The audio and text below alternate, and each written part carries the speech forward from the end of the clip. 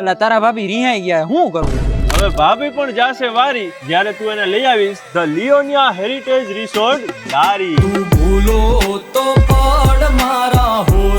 અને ભાભી તો પ્રકૃતિ પ્રેમી છે, તો આ જંગલ વચ્ચે તો આ રિસોર્ટ આવેલો છે, અને સાથે સાથે તારે ફરવા લઈ જવા હોય ને તો આંબડી પાર્ક નજીક છે.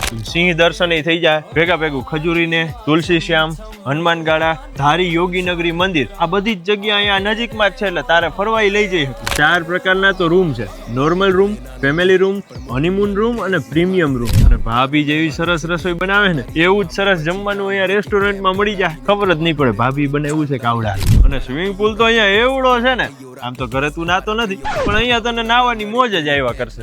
આમ તો તારા ઘરે રોજ એડવેન્ચર થાય છે, પણ અહીંયા એડવેન્ચર પાર્કની મજા જ અલગ છે. આ તો તારા લગ્ન થઈ ગયા, બાકી અહીંયા પાર્ટી પ્લોટ એવો છે ને, ડેસ્ટિનેશન વેડિંગ એટલે જોરદાર અહીંયા થઈ જાય. અને અહીંયા ઝીપ લાઈન છે, આમ તો તું લગ્ન પછી લટકાયેલો જ રહેશ, પણ અહીંયા લટકવાની મજા છે. ભાભીના ચહેરા ઉપર ખુશીના કારણે આવી જશે તેજ જ્યારે નામ સાંભળશે ધ લિયોનિયા હેરિટેજ. હલો જાનુડી, બેગ પેક કરી રાખજો, મસ્ત જગ્યાએ જઈએ આપણે બે. ઈ તો બેગ પેક કરવા માંડ્યા, તમે પણ બેગ પેક કરીને આવી જાઓ ધ લિયોનિયા હેરિટેજ.